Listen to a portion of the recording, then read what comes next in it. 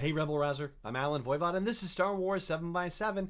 We're at episode number 1591 right now, and today, it being Sunday, we're going to have another Sunday conversation, and on today's episode, I'm talking with Mark O'Connell, who is the author of a loving ode to a VHS galaxy not so far, far away, called Watching Skies, Star Wars, Spielberg, and Us. And here's the official bio for Mark. Mark O'Connell is an award-winning writer and author. As a comedy writer, he has written for a wide range of actors, performers, titles, and media. As a warm-witted pop culture pundit, he has written and guested for Variety, Sky Movies, The Times, The Guardian, Out Magazine, Channel 4, 5, Yahoo Movies, and across BBC Radio and Television. He was one of the official storytellers of London 2012, owns 1/10 of a BAFTA, once got praised by the Coen brothers, and now travel rights. He is also the author of Catching Bullets, Memoirs of a Bond Fan. And the conversation I had with him about a week or so ago, and just had to hang on to it because we're doing this whole Sunday conversation thing. It's unfortunate in that sense because I really enjoyed the heck out of the conversation, and I've been wanting to share this with you from the moment I had the conversation, and yet, scheduling stuff and all that. But I talked to Mark about a couple of incidents that he relates in the book, and I also threw the questions at him that I had thrown at other authors and journalists who wrote Star Wars related material at different Star Wars Celebration events. So those are interspersed with my questions for him about some of the experiences he relates in the book. So I hope you will enjoy this conversation with Mark O'Connell, the author of Watching Skies, which was a very enjoyable memoir. And because you're not going to hear it at the end of the show, I'll just say it right now. Thank you so much for joining me and Mark for this episode, and I hope you'll continue to subscribe to the show. Hope you'll consider supporting the efforts of myself, because it's me, to put the show on by joining me at patreon.com/SW7x7. And, of course, may the Force be with you, wherever in the world you may be. Mark O'Connell, thank you so much for joining me on Star Wars 7x7. How are you? I'm good. I'm glad we finally be able to sort this. There's been a few issues and scheduling issues, but I'm here. I'm good. I'm very excited for it, and I've had a chance to read Watching Skies, and it's a wonderful book. It's a beautiful reminiscence, and I'm very grateful that your publisher sent along a copy. It was really awesome of them to do that, too. No, you're most welcome. We were very keen, or I was very keen particularly, to get the good Star Wars minds on board and just to reach out to guys like yourselves. So I'm really glad that we're talking and that you've found the book, you've encountered it. As it were, Close Encounters, of course, being a very prominent part of the book. But I am going to stick mostly with Star Wars, and I'm going to do something a little bit different with you, but it's only different in terms of what I've done with interviews like this on the podcast. But I have done this at Star Wars Celebration, which, of course, is the big convention that happens for Star Wars fans. And for the last 3 sessions of it, I've asked a single question, and I've asked it of authors and journalists and other people connected with Star Wars, employees of Lucasfilm and so forth. And so you being both an author and a journalist in this regard, it seems like it would be appropriate to do this to you as well. Yes, so, absolutely. The first question I'm going to ask you is just an open-ended one, and you can answer it however you like. And it is simply this: why Star Wars? Oh my God, that's a big one. Well, first of all, why not? First of all, I'm of that generation. I was born in '75 when Jaws was still in the box office, and so I was a little too young to sort of be in those Grauman Chinese theatre queues, sadly. But why Star Wars? It just was everywhere in my childhood. It was part of the fabric of my culture, my toys, the media that would come into my life. So it was just there. It was there as much as we had to eat dinner or have breakfast. And you do talk about the toys significantly in Watching Skies, which is fun. And, as some of the book jacket comments say, they're surprised that, there are other people who had these very similar experiences, and they, kind of went through their lives thinking, it was sort of, my own experience, I thought I was alone in my head with this stuff, but it turns out I'm one of those folks as well. You and I had very similar experiences, it seems, except there's one interesting sort of, mirror image situation where for me, I didn't actually get access to the toys until after I'd seen the original Star Wars, whereas you, as you detail in the book, your experience with the toys actually happened before you were able to see Star Wars for the first time. So, can you talk about how the toys actually had an effect on you, knowing that knowing as we do, that you never actually saw Star Wars before you were immersed in the toys? Like, how did that become such a significant part of your childhood experience in general, and also your experience of Star Wars? Well, I first saw Star Wars, I first saw bits of it visually October 82 when it had its first TV premiere on British television in October 82. But this was a time we didn't have VCRs. They were just slowly coming into the market. We had one cinema, one screen in my particular town where I grew up. And those films they were arm's length all the time. So what the toys did was it was a great marketing ruse and a great marketing idea on the part of George Lucas to have these toys. Yes, they created revenue and created big bucks. I get that. But he was bringing the folklore of Star Wars into our bedrooms, into our birthdays, into our Christmases, and also into our school, the yard at school. And it was almost like a currency of what figures have you got? Oh, you've got that figure. Well, you can join our team. So it became like a sort of, like a currency. Yes, I found the toys way before the films. And yes, I was aware that who Luke Skywalker and Darth Vader and Princess Leia were. I were aware that they were the epitome of good and evil. But then I found it curious watching the films to learn who Forlom was, or who Yakface was, or who some of the AT-AT generals and commandants were. So, it was a great taster. It was like a sort of hors d'oeuvre to Star Wars to have those figures. And it they weren't inexpensive. They were findable. It was easier to find a Star Wars figure in sort of 82, 83, in Britain at least, than it was to see the movies. So that's what happened. Yeah. That's right, because at that time, I believe you said it was only on TV, and then even then, it was only available via pay TV early on, and then finally made it to the actual television stations, of which there were very few at the time, which it's so funny. 3 TV stations. Well, actually, no, by the time of 82, we had 4.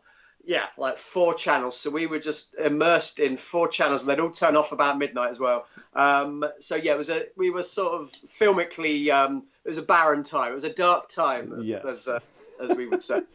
It matches up with mine as well. It was, I think, 7 channels when I was growing up, and they would sign off in the middle of the night and boot up in the morning with a montage of very Americana-esque scenery, and Ray Charles's America the Beautiful played over it. And I mentioned that because actually Americana comes up as part of your analysis of that time period of the movies. And I do want to talk about that time period, but you've led me into a second question that I've asked at Celebration that I want to drop on you, which is, you've shared a lot of Star Wars related memories in the book, but what would you say is your favorite Star Wars memory?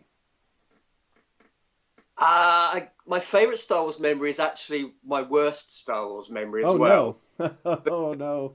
In May 1983, my mum and stepdad took me, I'm an only child, so the 3 of us went to Crete, one of the Greek islands, on a package tour and stayed in one of those sort of concrete hotels that, looks like something from Thunderbirds. And being an only child, I took all my Star Wars figures with me. And at that time, I had 12. I called them the Dirty Dozen, or the founding fathers of my Star Wars plastic childhood. And they came and I took them to Knossos, which is it's weird though, actually, when I look back, and the book brings this up, that I was taking my Star Wars figures to some of the origin sites, the history sites of where Lucas was sometimes inspired, like the Minotaur and all of that. I was taking my Bespin Luke Skywalker up and down the corridors of Knossos where the Minotaur story took place. But anyway, so I had them there, and then we flew home, and our flight was diverted to a different airport, and we got in at 2 or 3 in the morning.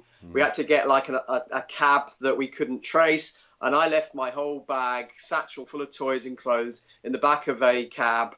and we could never get them back again. And I was desolate. To this day, I still, every time I go near an airport, I'm just thinking, should I just check the lost property department?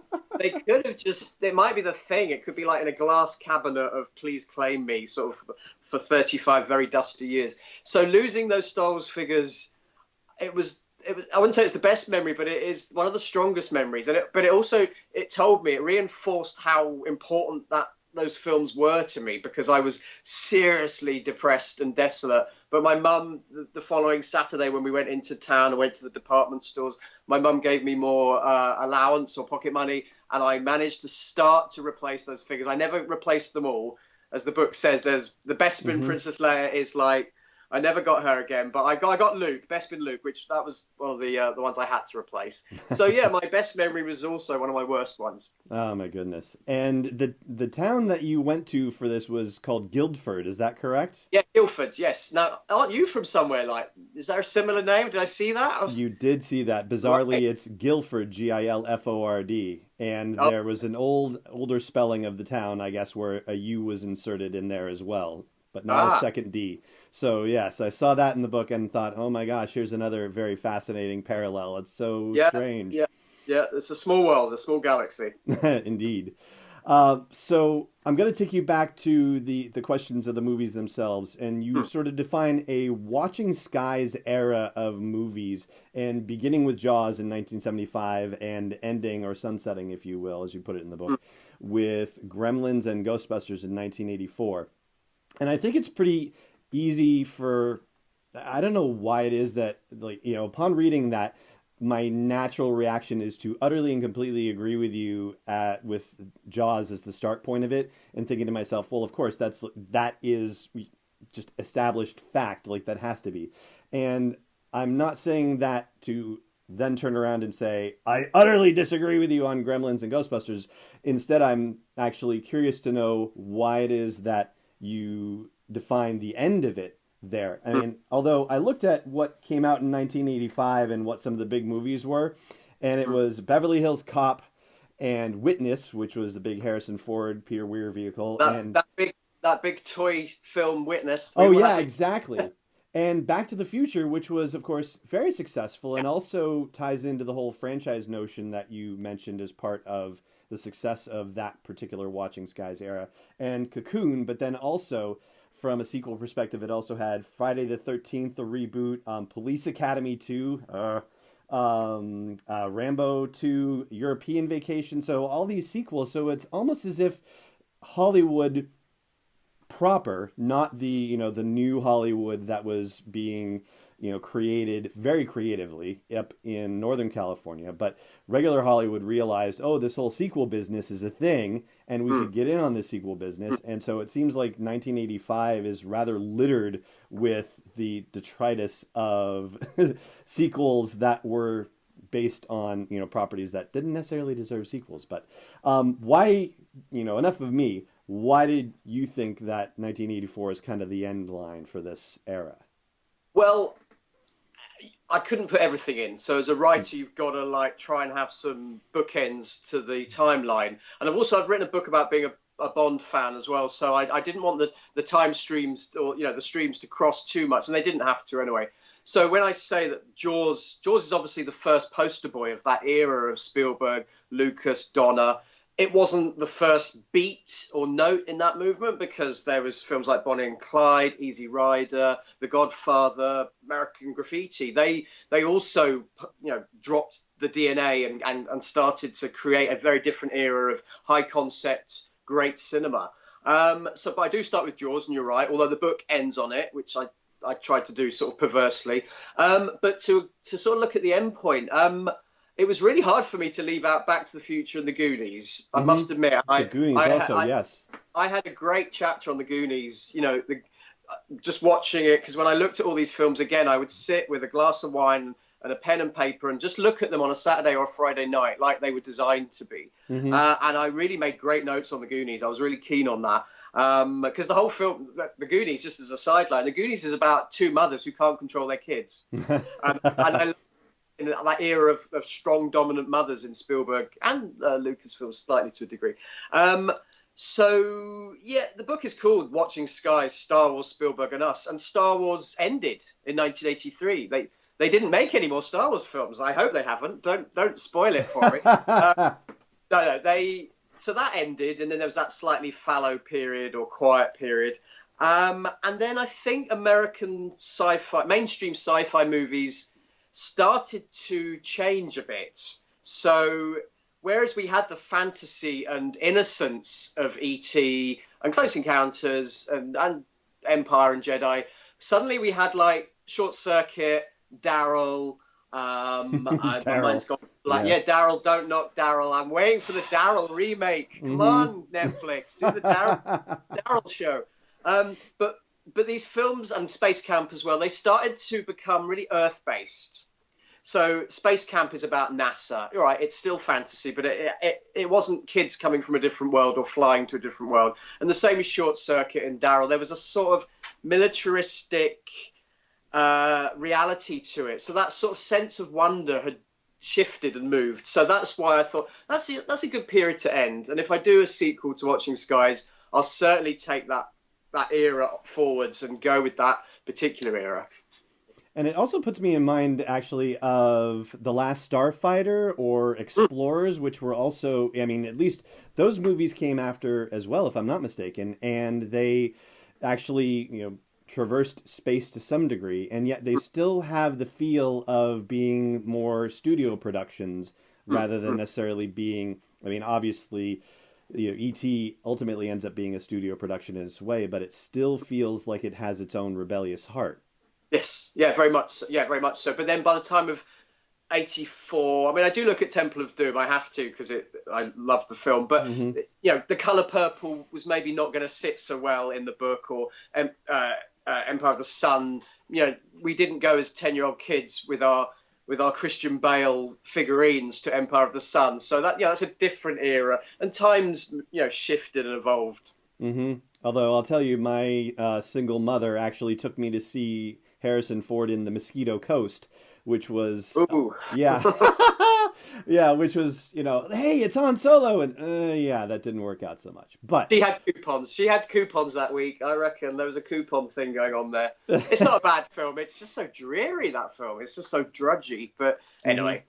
But I mean, to that point though, just also ending in 84, you look at Spielberg, who was one of the big progenitors of this kind of cinema, and you mentioned The Color Purple being his next movie after, I think it was directly after E.T., maybe? No, Temple of Doom. No. Temple of Doom, that's right, after Temple of Doom, excuse me. And that's all the producing bits, though. He did, he launched Back to the Future, and the whole Amblin thing took off. So perhaps those films carried on in his producer roles than perhaps his directed ones. Maybe. That's a different book, perhaps. Yeah, because it's then, as you said, Empire of the Sun, and then Always, which is a romantic comedy, and also World War II bent as well. So it's almost as if, he, as you said, he went on and produced things in that vein, but he kind of left the scene in his own way as well. And so did Lucas, for that matter, because Star Wars obviously being over, and, other progenitors as well. So, yeah, I think you're absolutely right about 84 being, a great place at which to end that Watching Skies era as you define it. It's fascinating to actually look back and consider it, because we're so immersed just in our daily lives in general and not necessarily thinking about the history of this stuff. But you actually do a fantastic job in the book, if I may say so, not only personalizing the experience, but also looking at the macro level of what was going on, not only in movie culture at the time, but also in television culture as well, and also in British culture too, and politics and so forth, which, for an American audience is slightly less accessible, but it was still familiar enough. Like, Princess Diana and miners' strikes and Margaret Thatcher, like, it's still, it comes back to you when you get it. Yeah, it's all prescient stuff. I think actually another reason why I ended on 84, 85, although I do look at Force Awakens and those movies, what they then became, because I think you can't ignore that. But one reason why I sort of ended on 84, 85, I feel that's when the 80s started to kick in with movies. So the Goonies, you have property, you have the kids, they're worrying about property developers and money and paying bills. And yes, you get Wall Street and darker, more yuppie cinema. But, you know, 80, like you say, 82, E.T., that was still very much that film was probably realised in the late 70s. There's a 70s sort of, I want to say innocence, there's probably better words, but a sort of folk humanity to those films. But by the mid-80s, the decade started to seep into the films. Like I say, the military side of Short Circuit or Daryl, even Last Starfighter slightly does that. Mm-hmm. Exactly. And you know, you mentioned also in the book, you talked about how, the strong female figures and also the broken homes that Spielberg often depicted. And, it's fascinating that is, culturally what was being brought to the fore in the late 70s and early 80s and dealing with the aftermath of the Vietnam War and stuff. But the people who are telling these stories, in particular Spielberg and Lucas, that, we spend a lot of time on in the book, they're children of the 40s. They're just coming out of, the end of World War II and growing up in that post-World War II Korean War, Cold War era. And yet they were still able to access the zeitgeist of those particular times. They weren't giving us movies that were talking about, their childhood so much. I mean, I think Spielberg kind of went back to that with things like Empire of the Sun and Always, and obviously Schindler's List and Saving Private Ryan and a number of other ones he's done later in life. But certainly when he was in that younger, more rebellious phase, he was really able to look at what the world was like around him and integrate that as well as his own experience. I think you captured that very well. Yeah, because thank you. Because I always think Jaws and Close Encounters are a real reaction to that Nixon era. I wasn't there. I only see the bullet points that we all pick up on in hindsight. And I always think that Close Encounters and Star Wars, they're just reactions to perhaps getting over the worst times. So maybe, in America in 5 years, suddenly cinema might have a second childhood. At the moment, it has to be slightly reactionary to all the different dark shadows looming back and forth. But yeah, I mean, Spielberg and Lucas, they, like you say, they were war kids. They were 40s kids, and they were immersed in 40s and in war movies. But they were immersed in those war movies that had pace and adventure to them. So the dogfights of all those movies are obviously littered throughout Star Wars, particularly. So and they brought that a real simplicity to what they did. They didn't whereas Spielberg and Lucas were pushing all the technology and the sound systems and Pixar and all that computer software and ILM technology. They were making really, I want to use a better word, but folksy stories with a great humanity to them. And perhaps that's what maybe they came out of the war era, being kids in that time, of just realizing what the crux of a film is. And it's about the people. It's not about the effects and the bells and the whistles. Although the bells and whistles certainly do capture the imagination in their way. Yeah. I guess they use the best bells and whistles, admittedly. Yes. It's the spoonful of sugar that Mary Poppins liked to give us, I guess. Yeah, absolutely. Yeah. So I know we have only a short period of time together, unfortunately, but I do have one other question for you, which is the last one that I want to ask you that I've asked other authors and journalists that are operating in the Star Wars galaxy. And that is, what excites you the most about Star Wars today? The fact that it's a cinematic beast again. That Rancor franchise has been released, is out there. That the films are talked about, that to use that currency word, there's a currency, hashtag Star Wars is everywhere. I think the new era of movies has been mostly successful. I hate and love in equal measure that we have a Star Wars film nearly every year. It feels wrong. Christmas shouldn't be so often, but I quite like it because who doesn't want more Christmas? Right. So I'm happy. I really like where the films are going, and I like that they've gone back to the stories and the world that it started at. That sort of analog late 70s, early 80s world of plastic rubber creatures tapping away at roadkill, and we've perhaps moved away from those trade federation union talks. And I'm not a prequels basher by any stretch, and I think those films will have a greater resonance as time goes on. That I think Phantom Menace is actually fits a lot more acutely into the other films around it now that those films weren't there in '99. So I'm actually really optimistic, and I love being a Star Wars fan. I love that we can have these movies still.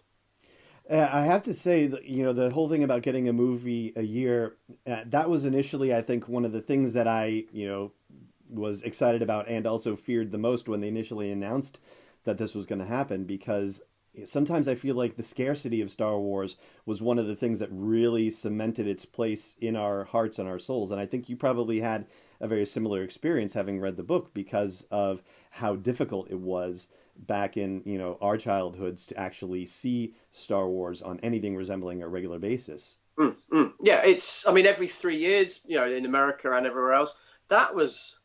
Yeah, imagine having Christmas every 3 years when you're you're a 10-year-old kid. It seems to come round every 4 months when you hit 30 and 40. But I think the frequency is an issue. I think it came perhaps to the worst point when we just come off Last Jedi, and then Solo came out not long after we probably all got Last Jedi, for home. And suddenly it's like, I don't even know which Star Wars film to watch this weekend, because there's like Solo in the theaters and Last Jedi I've got on Blu-ray. It's an embarrassment of riches. I suppose we've got to look at it as a positive thing. Mm-hmm. I reckon perhaps Solo has taught a few lessons along the way. I think Solo's a fine film. It's got problems, but then so did Return of the Jedi, so did Close Encounters. So we mustn't be too angry and too controlling over what is still art. They're still movies. And I think that's something I've loved about the more recent episodes. They've been pieces of cinema before they've been franchise, if that makes sense. So there's beautiful shots. I was really surprised by what J.J. Abrams did in Force Awakens. There's a real beautiful sort of poetry to particularly those early race scenes, and they were utterly cinematic. It wasn't just nods to extended universes and spin-off novels. It was actually just making a piece of cinema, and that's what I think particularly the new trilogy has achieved very well so far.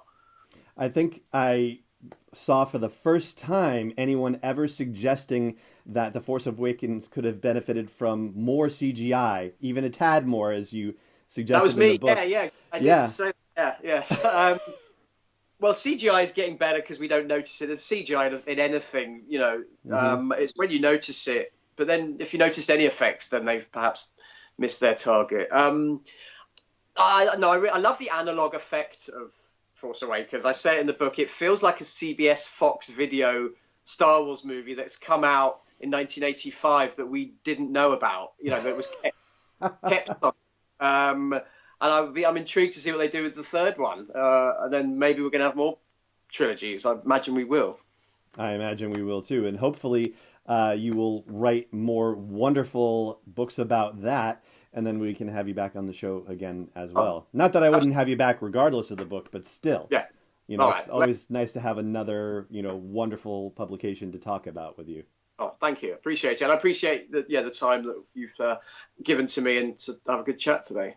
Oh, absolutely. It's my pleasure. So for our listeners and viewers, where can they best connect with you online, on social media? Where would you like our listeners and viewers to go from here? Yeah, well, I've got a website, which is markoconnell.co.uk. I'm on Twitter, @Mark O'Connell, but the O is a 0. And I'm on Facebook. Watching Skies is on Facebook. There's a good little page we got going. I'm trying to sort of harvest people's memories and thoughts and get the chat going there. So yeah, Facebook, Twitter. I'm also on Instagram. Yeah, so I'm out there. Just put in #Watching Skies and you'll probably find me holding up some Cantina bar beer somewhere in some Facebook corridor.